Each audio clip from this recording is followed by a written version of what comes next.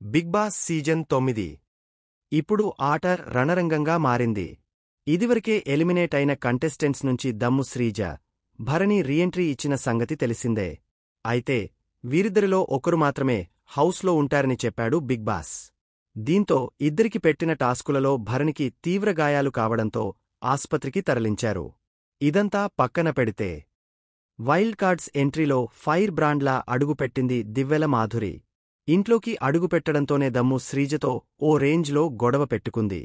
పేరు తెలీదు అని చెప్పినందుకు నా పేరు తెలియదా అంటూ నానా హంగామా చేసింది.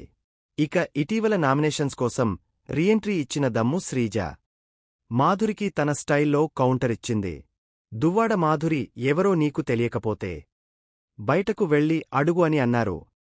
వెళ్ళి అడిగాను. మాధురి అంటే ఎవరో తెలియదు అంటున్నారు. నాకే కాదు, బయట చాలామందికి తెలియదు అంటూ పంచ్ ఇచ్చింది.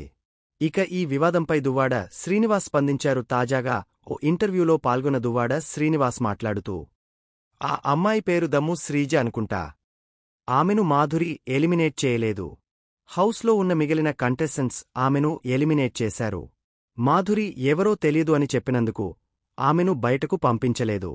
చిన్న పిల్లలను మాధురి అంతగా పట్టించుకోదు. శ్రీజది వైజాగ్. ఆమె ఇంటిడోర్ నంబర్తో సహా నాకు తెలుసు. వాళ్ల నాన్న కూడా నాకు తెలుసు.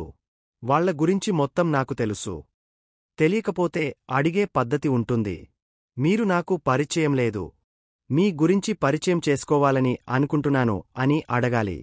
మాధురి రాగానే అక్కడున్నవాళ్లంతా పవర్ బ్యాంక్ వచ్చిందని అన్నారు. మాధురిని చూడగానే కొంతమందికి చెమటలు పట్టేశాయి. ఎలా మాట్లాడాలి, ఎలా తట్టుకోవాలి అని అందరూ హడలిపోతుంటే ఈమెకు మాత్రం పేరు తెలియదా? అందరూ పలకరిస్తుంటే ఈమెకు పేరు అడగాలి అనిపించిందా? మాధురిని నువ్వు ఎవరు అని అడిగితే క్రేజ్ పెరుగుతుంది. గుర్తింపు వస్తుందనే మాధురిని పేరు అడిగింది తప్పితే మనస్ఫూర్తిగా కాదు. శ్రీజ చాలా అహంకారంతో అడిగింది. అందుకే మాధురి నుంచి ఆన్సర్ అలా వచ్చింది. మాధురి బిగ్ బాస్కు వెళ్లాలని అనుకోలేదు. అటునుంచి ఒత్తిడి వచ్చింది. అందుకే వెళ్ళింది. తన మార్క్ చూపిస్తుంది అని అన్నారు.